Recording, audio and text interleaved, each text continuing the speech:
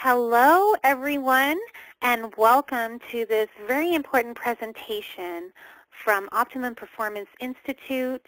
This webinar today is focusing on the topic of when the holidays are triggering, coping effectively with anxiety, depression, and eating disorders.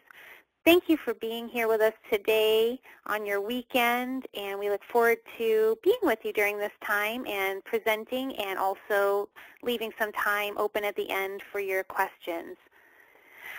I'd like to begin with introductions.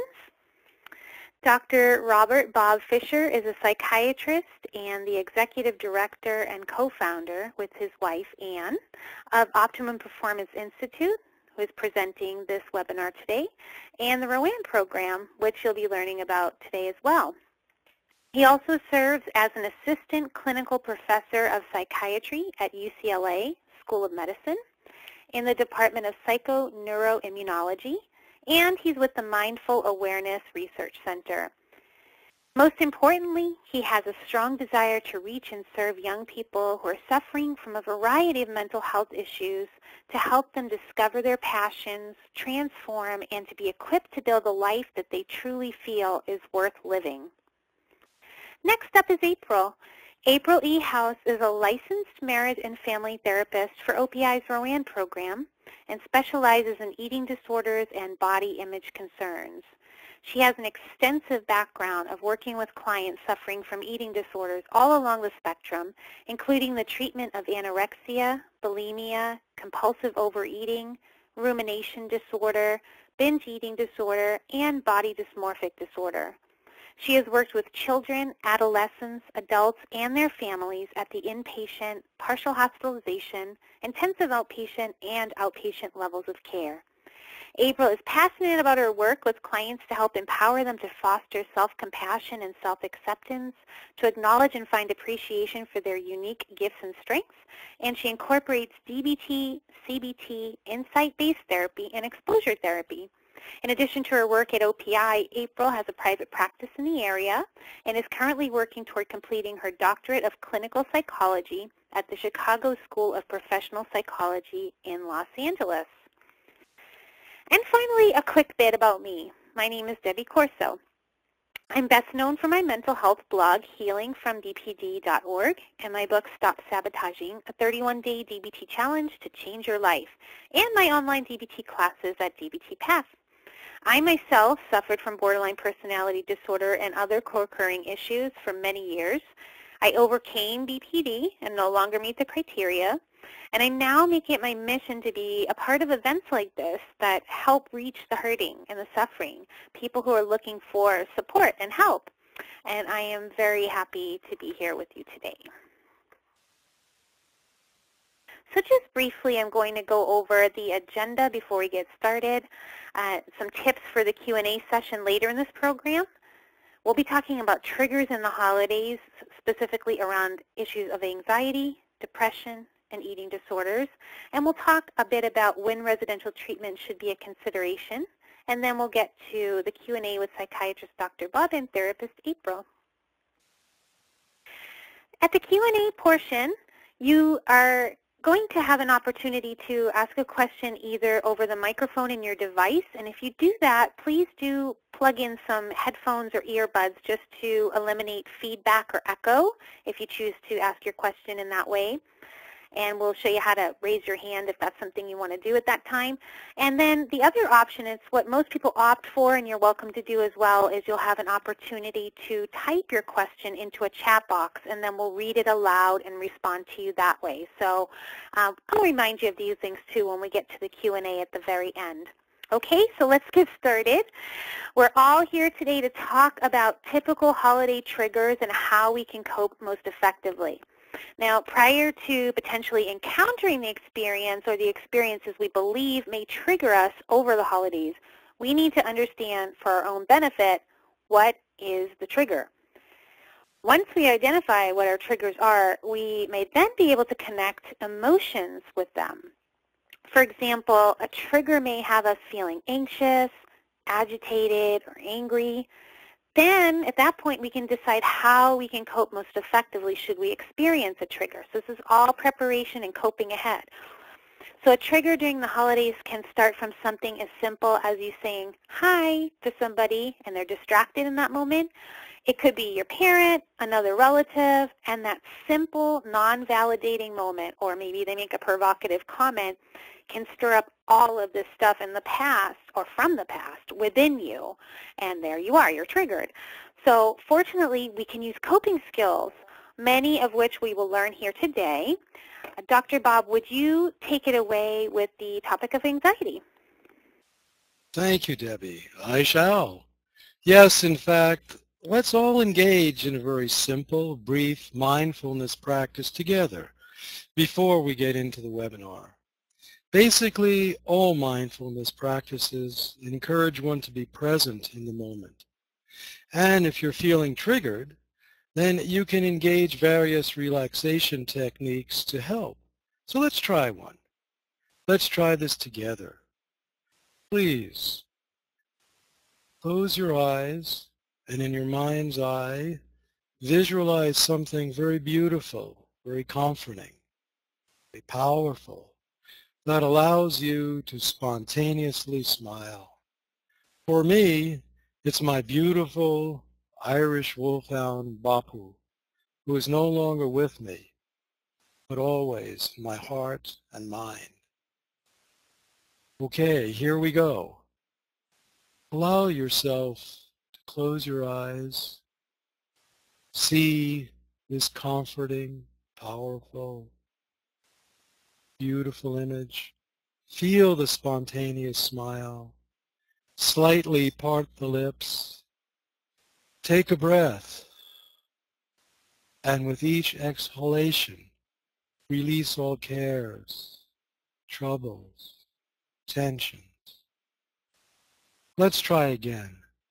Permit yourself to effortlessly close your eyes. See your image. Feel the spontaneous smile. Slightly part the lips and take now an effortless breath. And with each exhalation, release all cares, troubles, tensions. Now we're going to try it with our eyes open, but please relax. Step one is to gently again allow your eyes to close, see your image, feel the spontaneous smile, slightly part the lips. Now gently and effortlessly, again, see the image in your mind's eye if you can. If not, it's okay. Okay to focus on the healing, soothing, effortless breath. Okay, open your eyes. Let us breathe in and become aware that with each exhalation, always we release all cares, all tensions, all thoughts. Just peace and a smile. And someday you may use this technique to become present, to breathe, and make a skillful decision to act in this moment as you encounter a triggering circumstance. But please be gentle with yourself. Do not worry if you've not been able to experience it in this brief encounter. But I assure you, if you choose, you can practice. And if you practice, you can experience it. Okay, I hope these moments were helpful and relaxing for everyone. And remember, take a breath, smile, exhale, let go, and act skillfully. Let us now begin the discussion of the topic of anxiety. When we speak about anxiety, we're basically talking about a subjective description of a very real and sometimes intense and uncomfortable feeling. Anxiety is such a broad term and in some respects overused. Fear and anxiety are a normal part of the human experience. We don't have to be ashamed of acknowledging these feelings. When it becomes problematic, in fact, is when we do not acknowledge them, particularly with words, through skillful communication with others. When asked if we're feeling anxious, many respond by saying, "No, I'm not anxious," because in some ways people do judge it, and we're afraid of being judged for being afraid, nervous, or vulnerable. This causes us to put up walls, causing us to feel actually more separated, which only fuels more anxiety and a sense of isolation. In general, anxiety comes from our thinking mind. And for many, the older we get, it seems the more frightened we become of being more in contact and genuine with our true feelings and our inner experiences. We are more keenly aware of the judgment of others, and this awkwardness influences whether we openly and honestly express how we're feeling. In reality, all of us are anxious at times. And if we really ask deeper questions about the anxiety that we experience, for example, why are you scared of? Why are you feeling this way? And then honestly reflect and answer, we will find that anxiety in itself is a reflection of some dissatisfaction, some fear, some conflict between our wishes and desires and the reality of the present moment. Start out with this level of awareness and connection between anxiety and underlying fears, though. This process of this unconscious connection actually starts in childhood, and we're all wired differently. What I mean by this is that we may, over time, through reinforcement, develop certain pathways of both a neurologic and physiologic nature that seem embedded in us. Here's an example. When you ask a very young child if a troubling incident has occurred, or if something troubling that they're aware of is about to happen, and you ask, "Are you scared?" Sometimes they'll exclaim, "Yes," or they may simply cry. Many times they try to express something. And for some of us, a process of denial and repression starts early. "Are you afraid?" "No." They'll give you an immediate response of no when a difficult situation occurs or when there is a loss. "No, I'm not going to cry." Another example is when we're very young. We didn't want to go to school. We'd say, "I feel sick." "Were you really sick?" "Yes, you probably were." But you may have actually been afraid of going to school because of such things as perhaps bullying, tests, certainly issues of fitting in.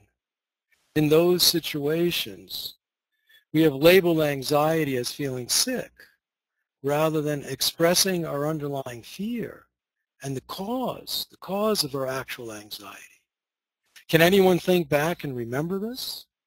For those of you presently in high school and college, it may feel more acceptable to you, even these days, to say that you don't feel well physically rather than talk about anxiety, the real reason why you don't show up for class. When it comes to feeling anxious, it's far more skillful to, in your own mind and heart, ask ourselves truly, what is it that I'm scared of? Asking this question of ourselves and having an answer is not an act of weakness. It is actually an act of love and caring and of much deserved self-compassion. And that's the vulnerability. Because by sharing the direct feeling with others, you're sharing your genuineness. They too feel a connection and compassion for you. For those people in our lives who we wish to have an empathetic, loving, and compassionate relationship with, this honesty, this openness, this vulnerability, this willingness to speak directly about how we feel is actually healing. It is a foundation for building more intimate, mutually nourishing relationships. When we use the word anxiety, it is far more skillful in our own minds and our own hearts to ask ourselves truly, what is it that I'm scared of? This is an act of strength. This is empowerment. Thank you, Dr. Bob. I'm all about compassion for our experiences and being open about those areas that we struggle with. And as you said, it can make all the difference and can build trust and cause others to have compassion for our experience too. April, Dr. Bob has spoken on the basics of what anxiety is and why we typically avoid admitting that we're experiencing it. It's understandable. We don't want to be judged. We don't want to be seen as being weak or vulnerable.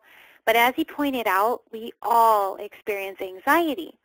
So when one person is willing to express this vulnerability, and I've seen this in my own experience, it's almost as if the other person really does breathe a sigh of relief, and then they want to help. We all know how miserable it can be to feel anxious and to have an anxiety or panic attack. So at least in my experience, expressing this as the truth of what's going on for me often leads to a compassionate response from the other person. What are your thoughts? Absolutely. We actually, unfortunately, end up creating more problems and difficulties for ourselves and those we love by denying the reality of our experience. The key to healthy expression and connection is not to deny what we are feeling, but to find a skillful way to express it. This ability to skillfully express what we are feeling becomes an asset in our relationship building and maintenance. In reality, a willingness to express love, sadness, anxiety, and even anger when it is expressed skillfully is interpreted as trust and even as love in a relationship. Oftentimes after the expression, the resolution is a sense of faith in oneself and in the next moment, which many of us don't have in certain circumstances because we have repeatedly disappointed and lacked faith in the next moment. It does take an amount of risk, an amount of courage to express how we really feel, especially if in the past we've been disappointed or hurt after doing so. Absolutely. But the key, right, despite all of this, of course, and as challenging as it is we have to keep trying, or else we get stuck in a very lonely, isolated experience or a situation where we are around people but don't truly feel connected. Exactly, Debbie. By taking steps towards intimacy through skillful disclosure and trust, we work on overcoming our fears, which generally have to do with the fear of loss of control. It is not helpful to express intense feelings when one feels out of control. Absolutely, April. And when we're dysregulated, we're being avoidant. There's a thin line between our actions and words being interpreted as genuine or ingenuine. Did you really mean that? Do you really not care? Are you saying this because you really do care? Or saying it just for the sake of saying it, because it would be an acceptable response? Yes, obviously there are some situations where you can be direct, and some situations where it wouldn't be skillful to be direct. But it is always, always skillful to be direct and honest with one's heart. Obviously, many times, we all can err either way by impulsively letting intense feelings out that may hurt the other, or we may withhold, neither of which are skillful. Right, Dr. Bob. Both of these responses alienate us. Both cause us to feel less connected to loved ones around us and even to ourselves, the creative self, which has the power to heal us and find some joy and find hope in the next moment. And, as we did as children, to get up and try again, to just do it. Yes, and the holidays are a time for all of us for not only joy, but also potentially tremendous anxiety. It can stir up a lot at this time of year. You know, you've got expectations of wanting to please others, the stress of doing everything that we've got to do, and getting gifts. And there's some stress even around receiving gifts or getting something from other people. And I know for myself, I have mixed feelings about this. Like, really, gifts don't matter, and they're not a big deal to me, but it would kind of be nice to be thought of and to get one, especially by certain people. And, you know, so it's the paradox. It sure is. And also, Debbie, there's the anxiety of seeing friends, loved ones, and wanting very much to live up to expectations like, goodness, this is supposed to be a wonderful, joyous experience, When with some of our relatives, we wonder, gosh, are they even really related to us, particularly in stressful situations? And of course, the whole point is, as we learn in all mindfulness, meditative practices, just try to be present. It's not so easy for any of us with the stressors and expectations of the holidays. And for those of us who are always trying unconsciously to motivate ourselves by creating internal pressures, internal expectations, one needs to understand that that process actually takes away from the opportunity to be present, to actually have the opportunity to enjoy oneself. How do we deal with what we call anxiety? Do we medicate it? Do we use alcohol? Do we use marijuana? Do we use other drugs? To what degree can we simply be present and conscious that if one is in an environment that continues to trigger us, really, the question is, why are you there? Do you really have to be there? Are there really no other options? To even take a 5-minute break and disengage from a very triggering conversation can be helpful. Generally, there's always an option. For many of us, because of the sense of being overwhelmed, we want to bring our anxiety level to zero. And then we may tend to see the circumstances in a very black or white way. When we do that, there is no anxiety. There is only the one who is right and the one who is wrong. Generally, you are the one who is right and the other generally is wrong. This actually stands in the way of connecting with people who may be able to help us and show us compassion. If we resolve our anxieties and fears by attempting to control the situation, by acting on our fear that, gosh, everything is horrible, that I am worthless, or that other person is truly unbearable, and I express myself in an unhelpful way, this really leads to further isolation. And this isolation only fuels the fires of what we call depression. How strange that in times of joy, for which holidays are supposed to be, there's also a tremendous amount of unknown. Will Uncle Steve be there? Will he drink too much? Will Aunt Sue be there? And will she be critical? Will I subject myself to my own competitive, judgmental thinking about my cousin Michael, who got into Harvard and is still flying through life? My cousin Jane, who is simply gorgeous and eats voluminously at the holidays. I can't believe how good she looks. She eats at the holidays. We have to understand that all this stuff gets kicked up and can lead eventually to sadness. The answers to some of these questions may have contributed to the depressed state we find ourselves in. Oh, absolutely. You know, Debbie, if one feels stressed, anxious, or depressed during this time of rejoicing, of jubilance, guess what? It's normal. I'm telling you right now, if you should experience this, do not become fearful. Do not get bent out of shape because you become conscious of feeling depressed or very anxious. The key is to try and validate what you're feeling and then allow yourself to experience it. If there's fear, if there's anger, if there's sadness, you can find a skillful way of either expressing it or just letting it be. Generally, to deny it or suppress it results in circumstances that are far more complex and problematic than the issue itself. And then there is defensiveness. Why did you say that?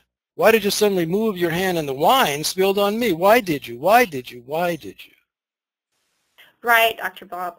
Ultimately, the irony is just finding a skillful way to be present and deciding if one can express oneself in that moment, or if one cannot, then to have some form of acceptance that is the way it is. The party at some point will be over. Uncle Steve will go back to Uncle Steve's life. Aunt Sue will go back to Aunt Sue's life, and my significant other acted like a jerk because they too were under stress and pressure. The key is tolerance, which takes remembering that nothing lasts forever and having compassion for ourselves and others. That is so true, April. We really need to keep this concept of self-compassion in place as we consider our relationship with food over the holidays too. The holidays can present challenges to any one of us, but for individuals suffering with eating disorders, the holiday season can easily become very stressful. Regardless of a family's religion, class, or configuration, the holidays are generally a time of many people coming together in celebration, and usually centered around food and drink. Think about it. Thanksgiving is a holiday so synonymous with overindulgence that the term Thanksgiving fool is a norm in U.S. culture. Christmas brings holiday cookies, candies, decadent sweets, and large portions of rich foods that can be very scary for someone struggling with an eating disorder. Hanukkah is another 8-day holiday that is extremely food-centric with the focus on eating, family, and celebration. On top of that, factor in the potential of going out to restaurants with family during this time, perhaps family photos, holiday shopping with the potential for trying on clothing, and all of the crowds generally involved at this time of year. And then factor in, if you're traveling to another location, being in unfamiliar surroundings with the scheduling dependent on so many factors, including your schedule being beyond your control and outside of your normal comforts. This festive time of year can be full of joy, fun, laughter, and celebration with friends, family, and loved ones. But for someone suffering from an eating disorder, the holidays can easily become intolerably chaotic, evoke intense feelings of guilt, self-loathing, regret, or feeling out of control, and produce overwhelming amounts of anxiety with potential triggers lurking all around. Yes, thank you, April. And I bet there are a lot of people listening right now who are nodding their heads in agreement. They have anxieties over the very things that you're naming. So what are some tips or guidelines to help those who are working hard to stay in recovery from eating disorders or who are working hard to overcome these behaviors, especially at this time of year? Yes, absolutely. To begin with, the source or foundation of skillfulness around these issues at any time of the year, but especially at the holidays, is mindfulness. It's important to have a plan before we go into the holidays. It should include being mindful of our triggers, including fear foods. You can start by discussing your worries with your therapist and your treatment team prior to the holidays and come up with strategies to avoid resorting to destructive ways of trying to cope. Write down your plan so that you can refer to it when you are in a moment of crisis, so that you only have to remember to look at your plan instead of trying to remember what the plan was. That is a great coping ahead strategy. And I can imagine you could have this plan available on your phone so that you can easily access it discreetly whenever you need to. Absolutely. That's a great idea. Speaking of being discreet, you might consider sharing your concerns with a few people that you trust who will be at the events you'll be attending. I'll elaborate on this, and we'll be sharing more ideas for coping effectively a little later in the presentation. Thank you both. So a little earlier on, we covered a bit about some of the thoughts, anxieties, and fears that can potentially trigger a depressive state or an anxious state also during the holidays, including seeing family members that may trigger us, like Uncle Steve who drinks, or Aunt Sue who criticizes us, or a cousin who's wildly successful and to whom we and perhaps other family members will compare us, that dreaded experience, or our slim cousin who's stuffing her face and staying thin while we have to work so hard at it, and it brings up so much. And we talked about some of the possible specific scenarios that can be triggering. So at this time of year, though, is there a general root of it all that sets the stage for these holidays to be such a vulnerable time emotionally when you do suffer from things like anxiety, depression, or eating disorders? Well, yes, Debbie, I think perhaps we could say that a central theme, a recurring or even main issue, is that all of us need and want some validation, particularly from those who are closest to us. However, during the holidays, ironically, many people are distracted. Parents many times are distracted. Relatives are distracted. In addition, it's hard to be real and share where everyone is present at the holiday. You don't want to bum the other party out if you're not feeling joyful, so most of us then are silent, not as communicative as we would be, which only reinforces the feeling that many of us have of, I just don't fit. The feeling of not fitting is a feeling that is particularly sensitized during the holidays.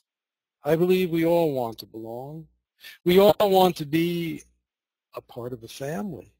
For many of us, being in the midst of family may put us in a situation where fundamentally we actually feel alone. It may be hard to genuinely resonate with others because our points of view, our own state of anxiety, and distractions, perhaps use of alcohol, anxieties, all create situations in which genuine connectiveness can be difficult. It can be distressing when at this time we all want to be a part of this family, part of something greater than ourselves. And this can be a source of great suffering for many who have not yet created intimate, mutual, loving relationships that are sustaining. Pressure is even more intense. There is an unspoken but palpable truth that something is missing in our broken relationships. I remember having an argument with my mom, and she looked at me and said something like, well, you know, you're no peach either. And I found it quite enlightening that she let me know that I too wasn't perfect. She was quite right. I got the message. We're all imperfect. So over these holidays, should you feel tension arise or a conflict coming on, consider extending the same compassion and slack you'd want towards yourself. Ask yourself, is it more important to be right or effective? Sometimes accepting things and being willing to compromise, both of which can be very, very humbling, are what it takes to avoid a big blowout and have a decent, if not enjoyable time. I totally agree. And that was one of the biggest take-homes actually for me from DBT, dialectical behavior therapy, that I could notice the emotion or the urge, including one to get into a conflict with a family member, for example, and then I was left with the power, and that really is power, and it's empowering, to choose. We have a choice in that moment to ask ourselves, is this effective? Is this going to help or hurt my relationship, this gathering, my mood? So taking all of these things into consideration. So what if you want to connect and are willing to compromise and make an effort with family this holiday season? What are some skillful ways that we can initiate connectedness while honoring the fact that we may actually be experiencing some anxiety and depression and other issues? So this can be going on inside, and we can still make an effort. Well, Debbie, one way to deal with this disconnectedness is to genuinely come from your heart and express something without any edges or anxieties. Simply express a passion joyously that you want to share with your family. Perhaps you've learned to play a piece of music or sing a song and you'd like to share that. Maybe you have a funny, creative story to share that will get the whole group laughing or feeling nostalgic. Right, absolutely. And if you can't think of anything in particular, try to use this as an opportunity to allow someone else to shine or to feel special or interested in or validated. For example, if you know someone there is interested in football, and even though you're not, perhaps say, hey, why don't we watch the game? I can speak for myself, who have only watched 5 games in my life. I would do it. I would hang out with them and watch the game in order to share some joy. A willingness to do this changes the entire quality of our experience. We become able to actually assert ourselves, seeking those people and experiences that allow us to find joy. That's not so bad. That for a few moments we're not obsessively focused on who we are and who we think we should be in order to be deserving of something that can only be experienced freely in this moment. Somebody has got to take the risk of being different, beyond judgment, beyond comparisons, beyond competitiveness. beyond our judgmental thinking mind. We can allow ourselves to play for a few moments and enjoy it, to reconnect with our creative self, the beginner's mind, and as Rumi said, the friend. You can take a risk, and if it works, wonderful. If it doesn't work, wonderful. At least you have tried. You've tried. And just that act allows you to feel freer, more grounded, present, yet able to insulate yourself with necessary veils to protect yourself. Because in reality, you are no longer the frightened child. You are no longer the lesser one in any way.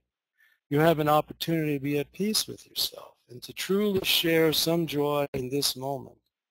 Some go a lifetime of moment after moment of missing the point of finding the source of joy, the friend within us, and developing a sense of fortitude and strength coming from the positives, not from our angers and fears, not from the darkness, but an affirmation that we smile, we breathe, we act. It is the dough, it is the way, the act and essence of transformation. Thank you, Dr. Bob. It is a really beautiful opportunity when you think about it. I mean, we can consciously choose to create joy in these moments over the holidays by creating space for someone else to shine or by sharing one of our passions in a way that not only brings joy to us but also to others. I love it. Thank you. And on that note, from both you and April, what are your thoughts on self-care during this time of year? Well, sure, I'd like to make some suggestions and take a few minutes to talk about the mindful exit. If you're not coming from anger or fear, and your breath is grounded in self-assurance and peace, you will feel at that moment empowered, freedom, stronger, that you are there to share a moment of joy with those who are able to share it with you, to reciprocate. And if after a while you really do not find others to share with, find a special place where you can sit and relax within oneself. And if there is really nothing there for you at that gathering other than suffering, you bring yourself back to the moment, you breathe, and with no anger or fear in your heart, you thank everybody and then excuse yourself. You let them know you have to go. No guilt, no anger, no blaming. Just an acknowledgement to yourself that you're just taking care of yourself and that you can seek out other opportunities to find, share, and experience joy. Now, is that really so bad? It's a mindful exit from circumstances that really cause mutual suffering for yourself and tension and suffering for others. It's okay fundamentally to simply take care of yourself. In your actions and gestures, you will communicate that you wish no harm to others. You wish simply to take care of yourself and wish others well, and leave. Yes. Thank you so much for that, Dr. Bob. And it's true. So often, you know, when we're emotional or emotionally triggered, we forget that we have a choice, including to leave a situation, you know, with the mindful exit. And April, though, for those particular situations and times when you can't physically escape, what would you recommend in terms of coping effectively, especially when it comes to issues around food? You're right, Debbie. Sometimes it's impossible to escape. If you can, use the mindful exit. That's ideal. But if not, try to keep your focus on being in the moment and enjoying your time with friends and loved ones. If you find yourself focusing on your food or body too much, take a few moments, take a deep breath, or a time out to step away for a few minutes. Use some grounding techniques, such as cheerleading or coping statements, like, I am here with people who love me, and I'm okay, or I can do this one meal at a time. Take a short walk, pet your dog, or give yourself a hug. It sounds like some dialectical behavior therapy distract and self-soothe skills right there. Exactly. And even if you're away from home for the holidays, take a little time for yourself to continue self-care activities that you find helpful. This could be journaling, taking a bath or hot shower, drinking tea, self-soothing with candles and music, drawing in a sketch pad, reading a book, playing games or cards or other games, crochet or knit, listen to comedy shows or look at funny videos or pictures. Remember to bring your skills with you. Continue to complete DBT diary cards, food diaries, or automatic thought records. Do a pros and cons list if urges to engage in destructing coping come up for you. Do some deep breathing or progressive muscle relaxation exercises or other tools for relaxation you find helpful. Take time to check in with yourself several times throughout the day to identify how you're feeling and what your needs are for support. Use prayer, meditation, or if you have one, visualize yourself in your safe place or create one. Many people like to imagine themselves on a beach or at a favorite childhood place or in a forest. The other thing to do is to plan to have contact with a support person or people who you can call if you're struggling. Plan ahead of time with them so they know you might call. Keep attending support groups or find one if you have not done so. Keep in touch with other members and consider finding a sponsor. Similarly, keep attending social groups and activities you enjoy. The next suggestion is to communicate with loved ones clearly about what your difficulties are, what you may need support with, and identify who you feel safe to ask to be support people during large gatherings beforehand. That's actually a great list of suggestions and ideas for being skillful that's on the screen right now, April. Thank you. What if you're concerned, though, about having that type of conversation and that it might actually be triggering in and of itself, though? Great question, Debbie. We want to be selective with who we entrust with this information. If we share it, we want it to be in support of our well-being, not something that is going to make us feel worse. So first and foremost, be selective with whom you share your concerns. At that point, set and hold boundaries, including what topics are off limits. For example, appearance or food comments or questions. People who are unfamiliar with eating disorders often do not realize that comments meant to be helpful or questions asked out of pure curiosity with absolutely no malicious intent can be very triggering. One way to ease some anxiety is to ask a trusted family member to remind extended family before your arrival about what is helpful and what is not. And for family members interested in being informed, refer them and other support people to online eating disorder resources as shown on the current slide. We'll also email out this information to attendees of the webinar here. These resources provide education about eating disorders, treatment, and support for individuals suffering with an eating disorder, but also resources for family members and support people. Some, like ANAD, also offer these resources include guidelines on how to support someone with an eating disorder and what not to say to someone in recovery from an eating disorder.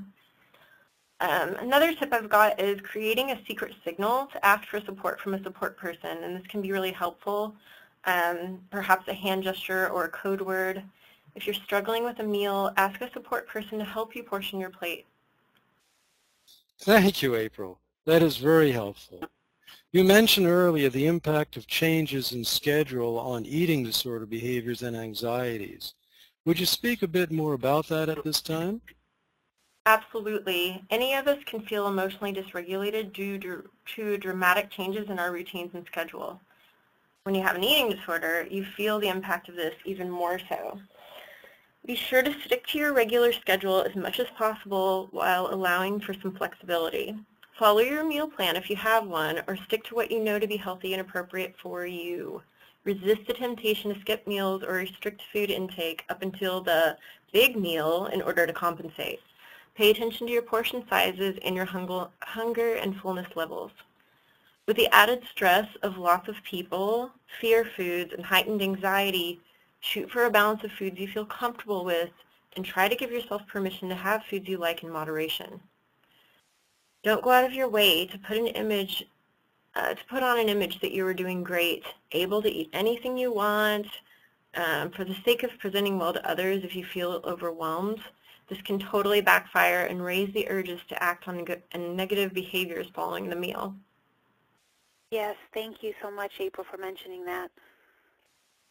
Yes, April, thank you. These are excellent suggestions for helping those who have had eating disorders to cope effectively over the holidays. It's also very important that we address how loved ones who are wanting to support those with eating disorders can be effective and helpful. It all starts with asking the person who is struggling with an eating disorder, how can you be of help? Actually, exactly, that's right. Ask how you can help. When someone is struggling with an eating disorder, anticipating meals can be so overwhelming that they might not even think to plan ahead, so they know what they need in the moment, or they can become overwhelmed and forget to ask, or feel like a total burden and avoid asking for support. Yes, absolutely. And certainly there are certain things that the support person should avoid. And in order to do this, or her best, not to trigger the young adult. For example, you don't want to be the food police, if you will. Definitely avoid power struggles around food. It won't help. You don't want to push the person to eat something they're not comfortable with or make comments about their food plate or portions, especially in front of others. Another no-no is insisting that they eat something different from what others are eating for the sake of their diet. In essence, do not call the person out about food in front of others. Such important suggestions, April and Dr. Bob. What else can supporters do to be effective? Well, Debbie, people definitely want to pay attention to their own language around food, weight, and appearance. Don't talk about calories, dieting, or weight loss, even if you're referring to yourself. We live in a culture that is obsessed with dieting and appearance. Even though it may seem normal, and it is normal in everyday culture, to compliment someone for weight loss or tell them, hey, you look great, this can be really triggering for a person with an eating disorder. For example, an anorexic who is told, hey, you look healthy, here's, you look fat and you shouldn't eat. It is best to avoid any appearance comments whatsoever, whether positive or negative, to avoid this. Be sensitive and respectful of the person's boundaries and comfort level with fear foods, large gatherings. If you are not comfortable eating in front of a lot of people or trying on clothing, avoid insensitive comments like, it's no big deal, or there aren't that many people. That can feel really invalidating. Don't bend over backwards support people, but be open to supporting the person in a way that they are comfortable with. Ask how the person feels rather than asking about what they have eaten unless they have asked you to check in about food specifically. This one's really important. Family members, I cannot stress this enough. Make sure that you have your own support. Go to your own therapist alone or with your spouse. Attend support groups for family members of individuals suffering with an eating disorder, or talk with trusted friends and family. Remember to focus on your feelings in reaching out for support and be respectful of the individual's boundaries and wishes regarding what to tell or not to tell others about their personal recovery or treatment. It is important for everyone to please remember that recovering from an eating disorder is a lengthy process and it doesn't happen overnight. With added stress and chaos, the holidays are not the time. I can't stress this enough. The holidays are not the time to push yourself or your loved one struggling with an eating disorder too much beyond what is comfortable, or it can set the person up for a more difficult struggle or a relapse. Offer acceptance, passion, patience, and compassion to others and yourself to make the most of the holidays and maneuver successfully through this time of year. Beautifully put, April. Dr. Bob, what if people feel that things are going to just be unmanageable despite their best efforts and everything that April and yourself and that I have talked about today, and they're needing support? Because before we get into the Q&A section, where young adults, parents, and professionals will be able to ask some questions, would you speak briefly on what OPI offers for those in this particular case? Yes, thank you. Thank you, Debbie. For those of you who feel that the holidays might result in extremely unskillful actions, that in essence would truly make your life more difficult, meaning truly, literally self-destructive or having thoughts of wanting to injure or harm yourself, then the holidays could result really in a decrease in your sense of confidence and esteem and an increase in dysregulation and suffering. Far better than having this experience, you can use this opportunity to deal directly with the frustrations, anxieties that have resulted in the past in you not feeling good about yourself, feeling less confident, feeling more isolated and alone, and feeling hopeless about achieving a life worth living. If you've tried everything, truly, and things are not working, well, there is hope. So then let these holidays birth feelings of hope by utilizing all of the skills we've discussed and finding some joy, or if necessary, exiting the situation that would only result in more suffering. And if one still feels hopeless, isolated, lonely, then perhaps a change, another path, can be taken to transform hopelessness into opportunities for happiness. Perhaps OPI may be a path for you. One of the things about OPI is that we're diverse. We're a diverse community. We place a lot of value on people sharing their culture and points of view with others. We do everything we can to accommodate everyone's beliefs. For people of Muslim faith, Christian, Jewish, Buddhist, Hindu, and so on. Over the years, we've had young adults come in over the holidays, and it has been stressful, very stressful, both for the young adult and families.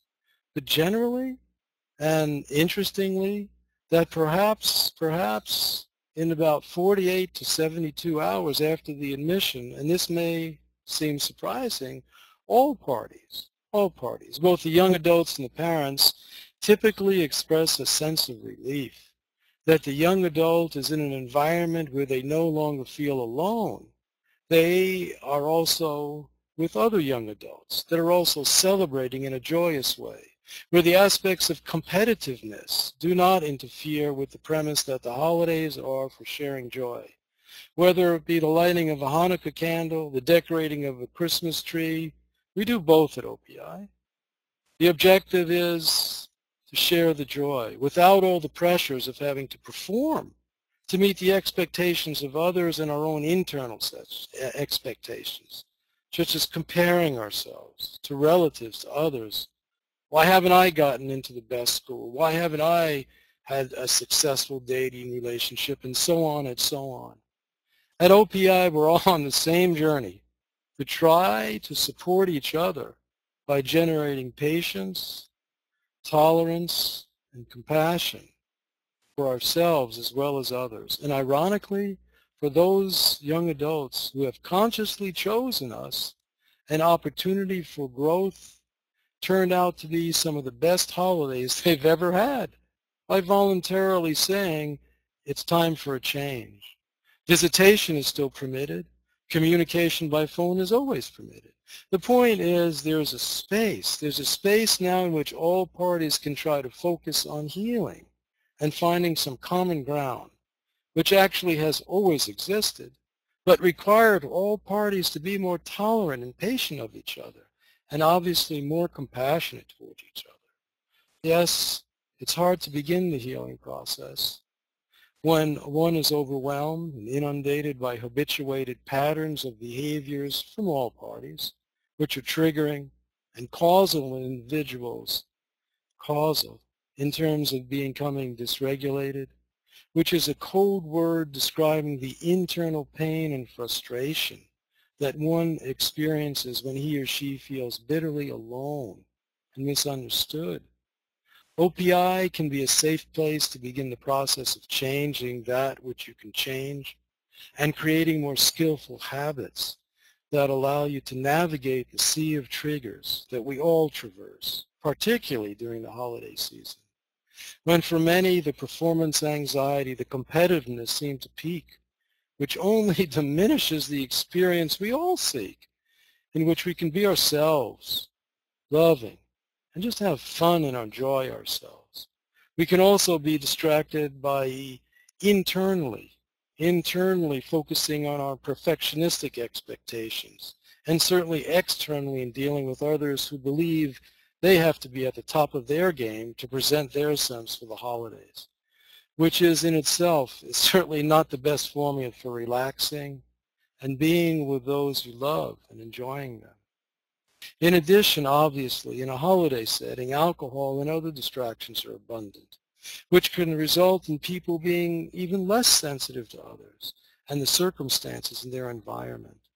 And if there is anxiety or tension starting, the environment and alcohol and possibly drugs doesn't forebode a pleasant and joyful holiday. Be smart. Be compassionate toward yourself and others. Try to get the most out of these moments we all share now in a truly mindful approach. We see the holidays and the experiences that occur during the holidays as a tip of an iceberg, which is very helpful because it's visible. But sometimes that iceberg, that tip, which many times has a much larger base under it, we can begin to address. We can begin to see this as an opportunity to really explore the fundamentals that contribute to why the holidays are so tough and difficult. And many times the issue has to do ultimately with communication between young adults and parents, which over time has become extremely limited. Limited in terms of a genuine opportunity to share moments of joy and happiness together because both parties have not been able to see any common ground. The insistence upon feeling that in order to be worthy of love and appreciation, you have to be successful in an Ivy League school, in a competitive school, or to have achieved some competitive thing, competitive fashion, something. And to believe that this is the basis of a mutual loving relationship is very limiting. When all the noise stops, when it all stops, it's all about the answer to the question, are you happy? For us at OPI, we understand and appreciate that things take a long time for parents as well as participants, young adults, to really become aware and change, to really conclude that things are really not working. Many times parents we see have moved beyond the expectations of what one thinks one needs to do to be happy. That most parents we see just want their young adults to be happy and have a balanced life, to actually be able to share some moments of joy with their young adult. And in order for that to happen, the young adult has to find some direction, find some meaning and purpose in his or her life, create relationships, friendships, and lovers who support them, relationships that are truly mutually loving and supportive. That will enable the young adult to experience compassion, to express it joyously, and share it with others, including their parents. When that happens, both parties seem to feel hopeful, and that is the objective of OPI and the Rowan experience, to help and support and create bridges of communication between young adults, parents, and the young adult in the world, so that they can find passion, express it, and share it. Whether it be through academic pursuits, non-academic, work, volunteering, artistic, creative, doesn't matter. The point is to find a way to get out there and hopefully use your passion to earn a living. And then if you can't find a place to use your passion to create a more balanced life, in the end you say, am I enjoying myself? I'm thankful for my time on this planet, and I wish to share it with others. The process, of course, the process of exploration takes time, and we know this. So whether utilizing OPI as a jumping off point, a starting off point, an opportunity to move forward, to break the habituated cycle of hopelessness, one can do it by creating an environment in which one can experience and express one's passion. One can do it at home. One can do it with others. If one is unable to, then change. Either way, it takes time. So please start today. We're here to help you, and please reach out. Thank you very much, Dr. Bob, for all of what you just said and the background and explaining all of that. And now, before we head into the Q&A, for those of you who think that treatment at OPI may be the starting point for you and your recovery or recovery maintenance, at this time I'll go over these next few slides to just further what Dr. Bob was just speaking about, and then please do reach out. OPI is located in Southern California in Woodland Hills, not far from Los Angeles. The telephone number to call is 888-558-0617. Or you can go to opiliving.com and submit a contact form. And this is all at the bottom of the slides throughout this show and or this webinar, and also at the bottom of this slide right now as well. And someone from the admissions team will get back to you promptly. So I'll just go through these here, and then we'll get into Q&A. So the OPI team paints a comprehensive picture of your young adult experience. The staff observes mood changes, reviews previous records, asks for your opinions as the parents. You're included in this process very closely. They look at grades, they look at employment issues, at peer interactions and social skills, and they also observe how the young adult utilizes his or her use of free time. This is all very important. And then another thing that differentiates Optimum Performance Institute from other residential programs that are out there is that the ROAN program is the only residential treatment center in the nation that, in addition to everything else that is offered at OPI, treats both young women and men ages 17 to 28 with borderline personality disorder. So currently they are the only agency that does this, or organization that does this, and opportunities for men. So this is something that allows OPI to stand apart. And if you have any questions about this aspect, please also reach out about this as well. So everyone, we're getting ready to go into our Q&A time. Get ready to ask those questions of Dr. Bob and of April. I'll be facilitating the questions now at this time. So we'll open up the chat box and you can type in here. The other thing you can do is at the top middle of the screen, you'll see an icon that says My Mood. If you click on that and then raise your hand, that'll indicate to us that you would like to speak audibly over the microphone in your device, and we can unmute you and allow you to do that. So everyone, please just stand by for about a moment while we get everything set up, get your questions ready, and then we'll get started with Q&A. Okay, we're getting started with the Q&A section now, and our first question comes from Madeline from South Carolina, and she's asking a question in terms of what meds would you recommend for BPD? She says, I know therapy is a huge part of the treatment.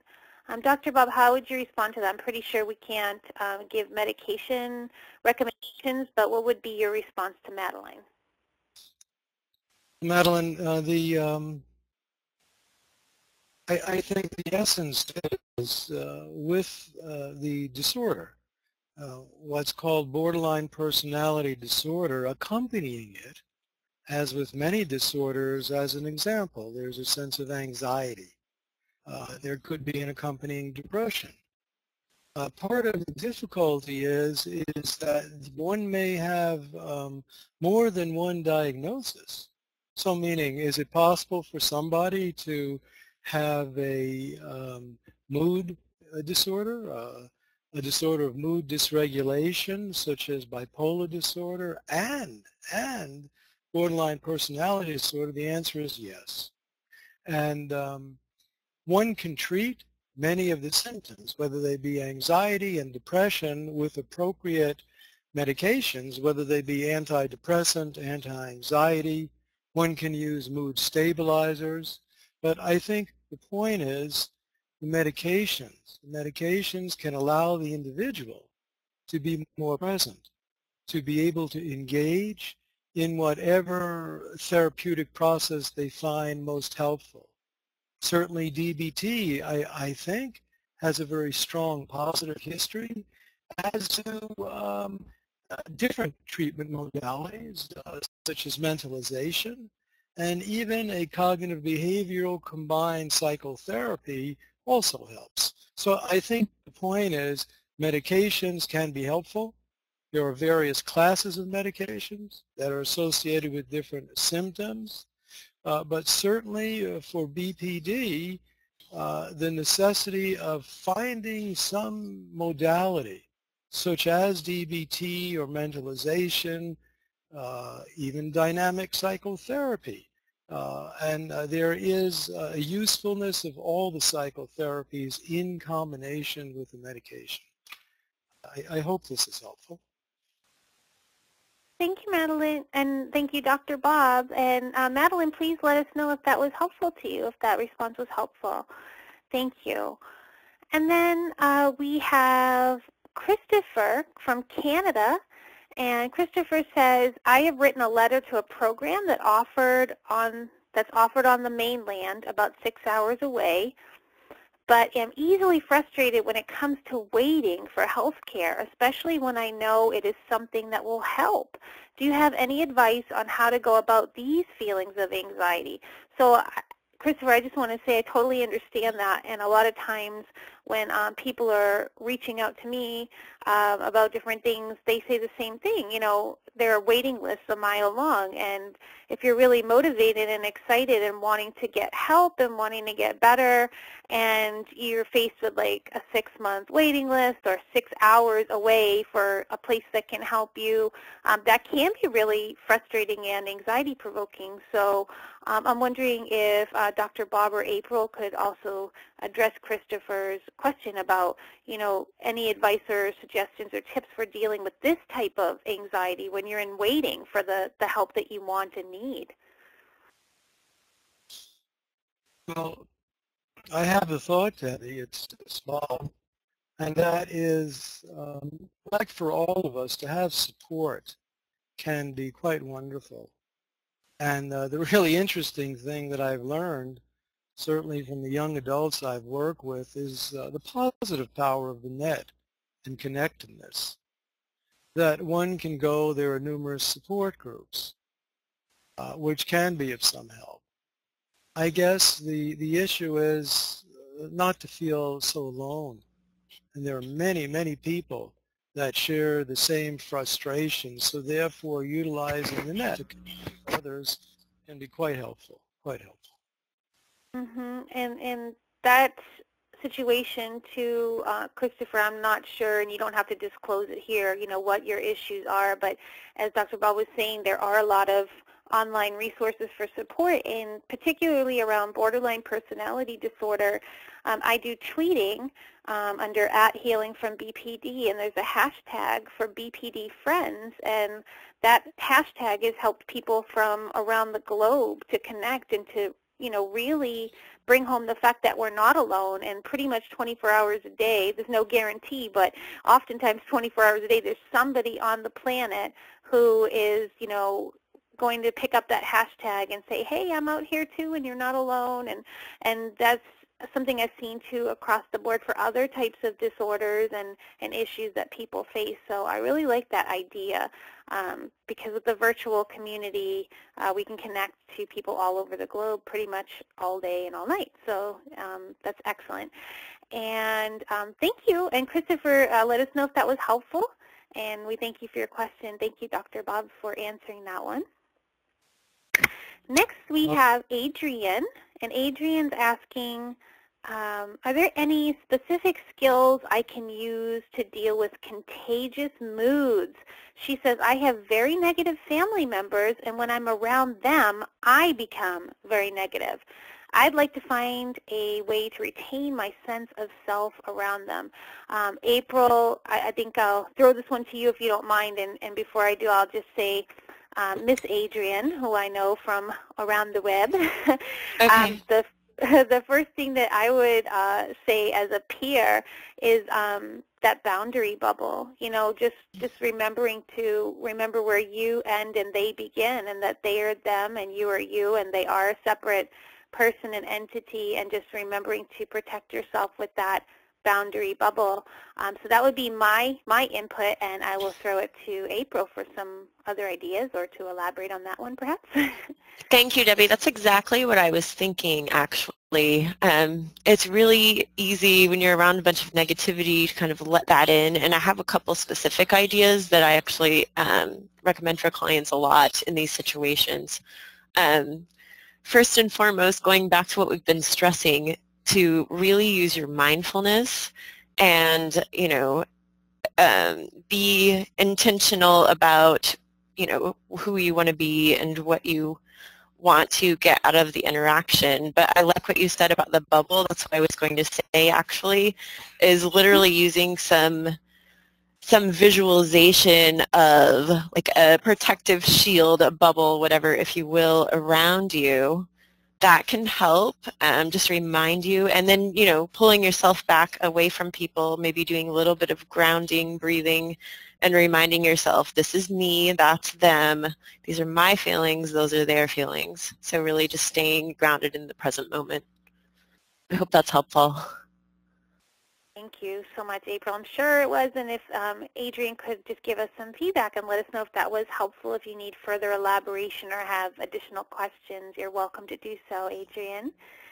And then we have Candy, and Candy is saying, I also have avoidant personality disorder and BPD traits and have no family and very little support. Is it possible for me to, quote unquote, go it alone? I feel very isolated and anxious and have been trying on my own for years with some therapy but no consistent emotional support, which in and of itself is triggering. Would one of you please take that question from Candy? Well, Candy, it's Bob Fisher. I think essentially one needs to try to develop an internal sense of some faith, like an internal process within oneself that the point is you don't have to go it alone. When you say, is it possible to go it alone? Well, yes, definitely, absolutely. You've been doing it for quite a while. And so if you would allow yourself to even reframe the question is not really, can one do it alone, but can one overcome whatever it is, the fears, the sense of vulnerability, the hassles of having to reach out to try and establish a support network. So therefore, I think all of us have this capacity, and I believe you have a need to want to connect. And so what I'm saying is that need is okay. And yes, you can go it alone, but the point is you can also have some levels of support. And it may not be optimal. It may not be what you want at this point, but it's something. So the point is to allow ourselves to be flexible enough, to be open enough to consider a moment of joy that we can have and we can share. So it's important to, as best as we all can, to reframe things in the positive. Thank you, Dr. Bob, and thank you, Candy, for that question. That was really brave, and to put that out there and to ask for some support and ideas around that. So thank you for that. Madeline is saying to the answer that was given to her question a bit earlier that yes, that was very helpful, and she is in therapy 4 days a week for the issues that she's facing. Good for you, Madeline. And then Christopher, who was just asking about, he's 6 hours away from the mainland, and he's from Canada, and he also says that he was diagnosed with BPD, and he does follow my Facebook groups as well as various YouTube channels to give him some support. So he is plugged in a bit online with that support community, so that's excellent, excellent. And he also says to Dr. Bob that your answer was very helpful. So thank you for that feedback for Dr. Bob.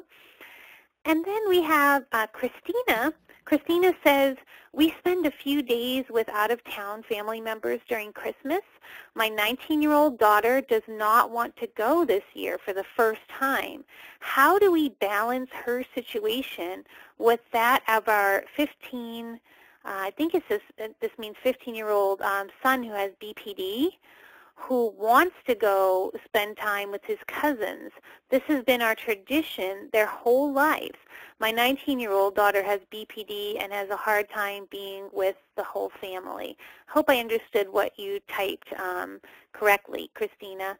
And Dr. Bob, would you like to answer this one? Yeah, I mean, I think the essence, Christina, is there is no perfect answer for any of us.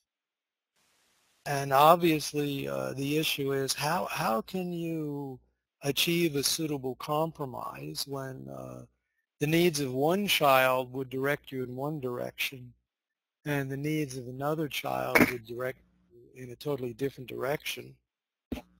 And I understand the nature of the tradition, but there are so many other factors that as one grows up, one child may have a greater need for independence and not wanting to attend in many respects may actually be a legitimate request that may actually enhance the experience for another sibling who does want to attend. So I think it really boils down to, rather than taking it personally, by taking it personally I mean, here's our tradition. Could you at least respect our tradition, the importance of it? So I guess the point is I'm not diminishing at all the importance of consistency and tradition. But sometimes, for all of us, it's more skillful. It's more skillful to try and accommodate the needs of the individual. And if one individual feels overwhelmed or being triggered and there's some feeling that, you know, from your vantage point that there's something to her beliefs, then you try your best to acknowledge it rather than getting into a struggle about it. And really, as time goes on, having a young adult who doesn't want to do something and a younger child who does, in general, the more you can accommodate both, better things are. And again, it's a matter of negotiating. So I don't think there is a right way. And the most important thing is, and the question is, how can you allow these holidays to still be a time of sharing joy with trying to diminish as much of the suffering and anxiety as you can? So it's a question that each individual family has to ask. I hope this was helpful.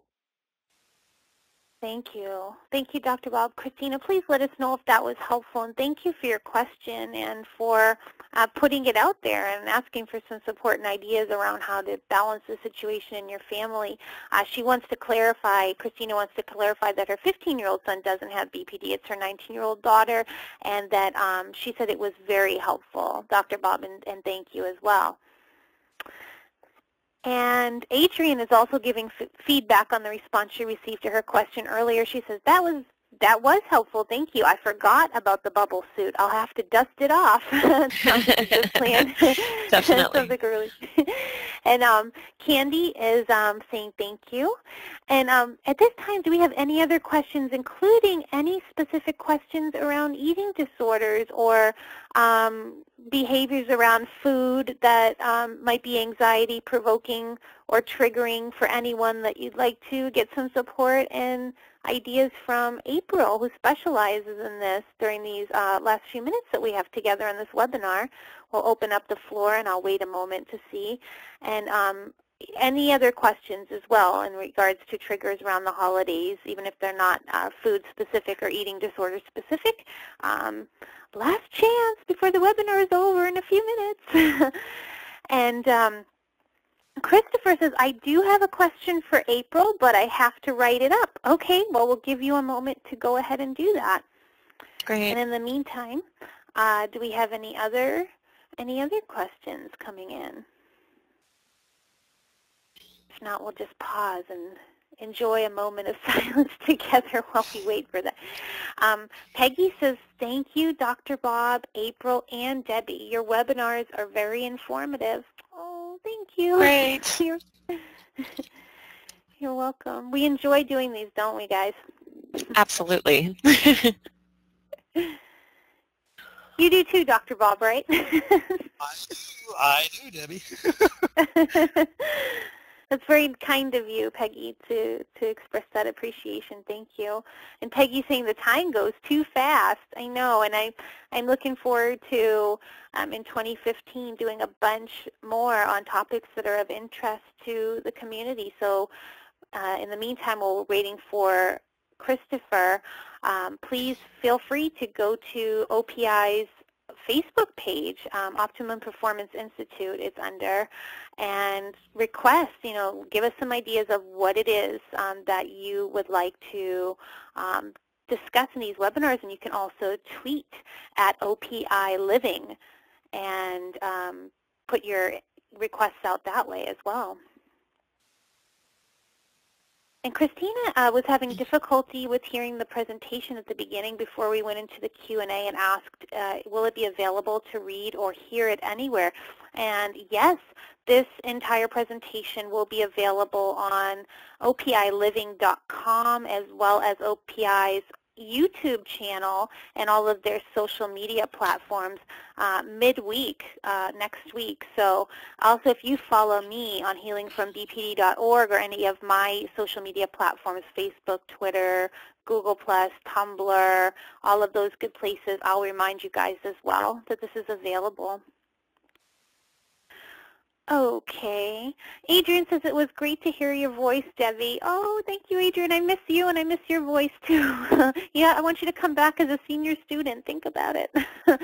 Let's see. And now we have Elise, and I hope I'm pronouncing your name correctly.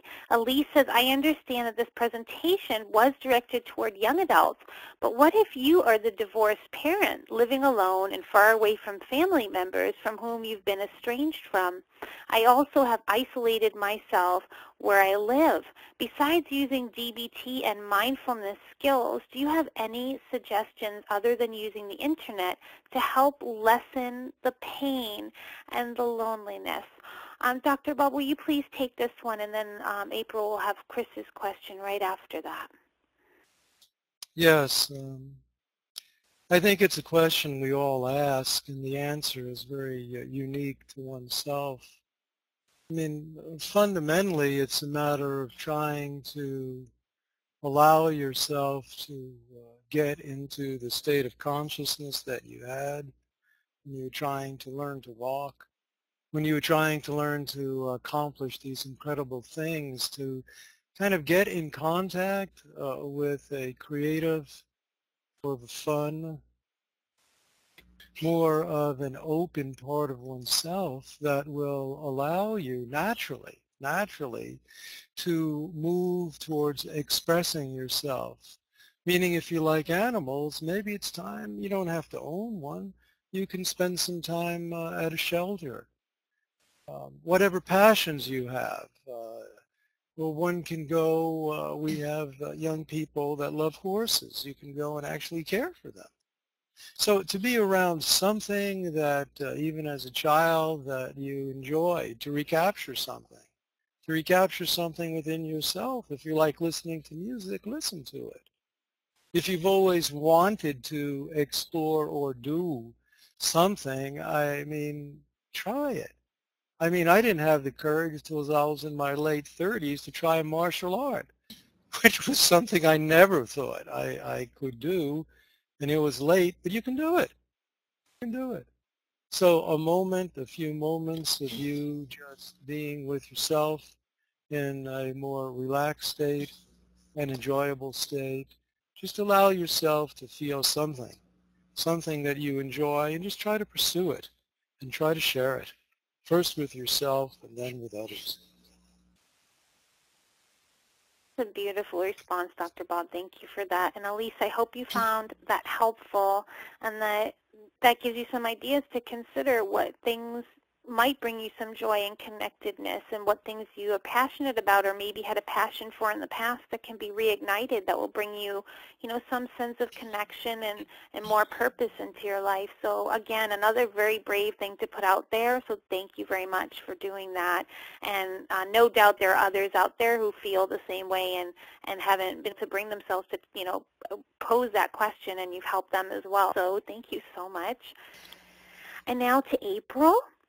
Christopher has his question up regarding eating issues, and he says, with my anxiety, fast food is usually a mainstay for me, whether financial limitations are there or not.